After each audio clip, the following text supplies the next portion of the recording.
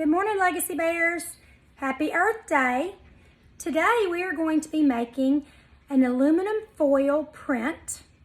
All you have to have is a piece of aluminum foil, tin foil, a piece of paper. This is a little thicker paper. This is actually poster board, but if you have a piece of construction paper, that would work as well. And some markers. So let's get started.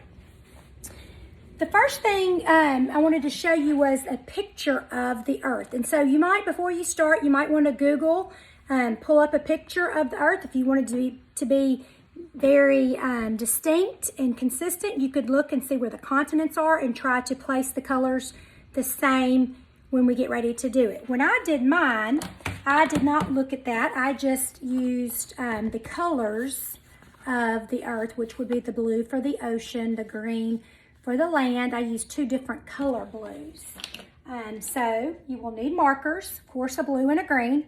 If you have a lighter green or a lighter blue, you can also use that to mix and blend. You'll need a piece of aluminum foil.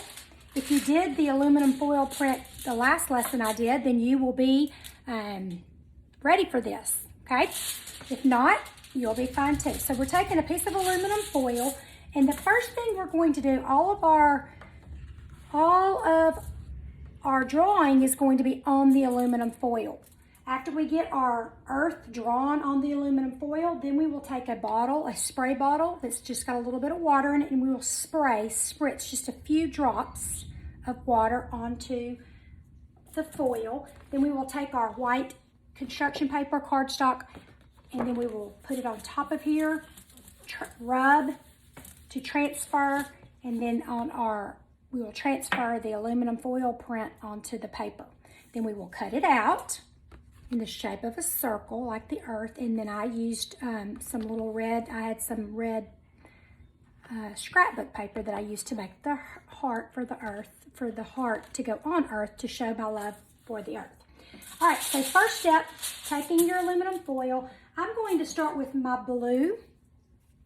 And I'm just going to make a circle however large you want the earth to be. Now keeping in mind, we don't want it to be larger than our white paper, but we don't want it to be too tiny either. So a good estimate would be the size of your hand. We do that a lot in class, using our hand as a guide. So now that we have our circle, and if you mess up and you want to, make it a little rounder down here, that's fine, because what we're going to do is we are going to now draw the earth, color it in. So what I did on this one, I started with this light blue, and I just kind of went in and made some little dimensions here. If you want to do it correctly, you could look at the model of the earth. Most of these colors are going to blend together anyway, so you can do it accurately, but they will still kind of blend in together as well. So I just did a light blue, colored some of those in. I think I'll take my green now to do some of the inside in between here, which will be the land portion of our earth. Just want to color that in so that it's all colored in nicely. And if you only have one blue and one green, that's fine. On mine, since I have my greens now shaded in.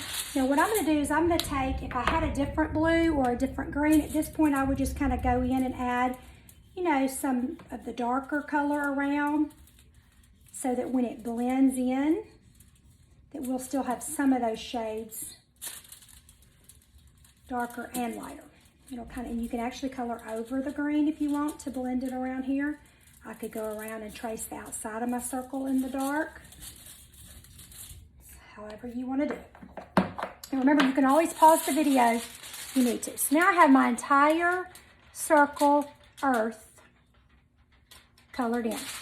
So now what I want to do, I'm going to take my spray bottle that has water in it, and I'm just going to spray. I don't want to drench it. I don't want it to be totally soaking wet, but I am going to spray. I did like 1, 2, 3, just a few little squirts, and I can't hold this up for you to see real good because I don't want it to run down past the earth part, even though we're going to be cutting it out.